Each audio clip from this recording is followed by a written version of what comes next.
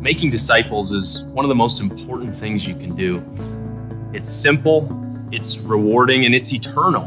Discipleship is God's plan. I have no doubt about that, because in Matthew 28, Jesus taught his disciples to go into all the world and make disciples, not decisions, disciples. My dad, who was one of the last persons in my family to come to know Christ, he was discipled by a guy in our church who used Operation Timothy. So I'm the product of another individual who took God's call to go and make disciples literally. It's been wonderful because we've been able to use the app and to have the younger women be discipled and be able to pull up their lessons and to go through that. It really saves time.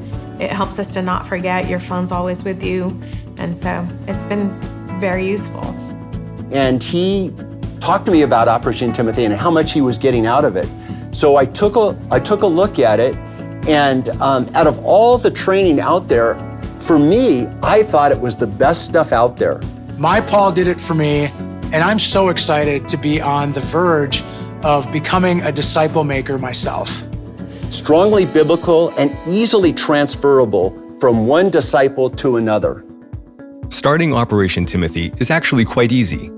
The disciple maker, or Paul, logs in.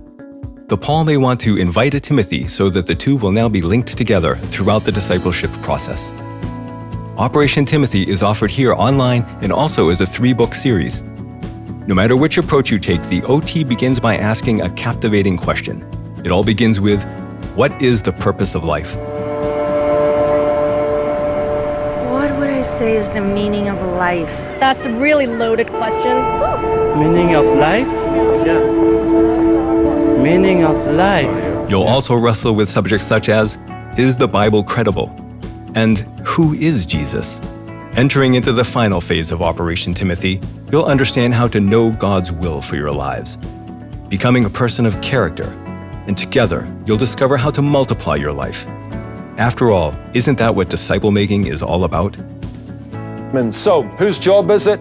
It's my job and it's your job. And Spurgeon said this, do not carve your name on marble, carve your name on hearts. You can't give yourself to anything better than discipleship.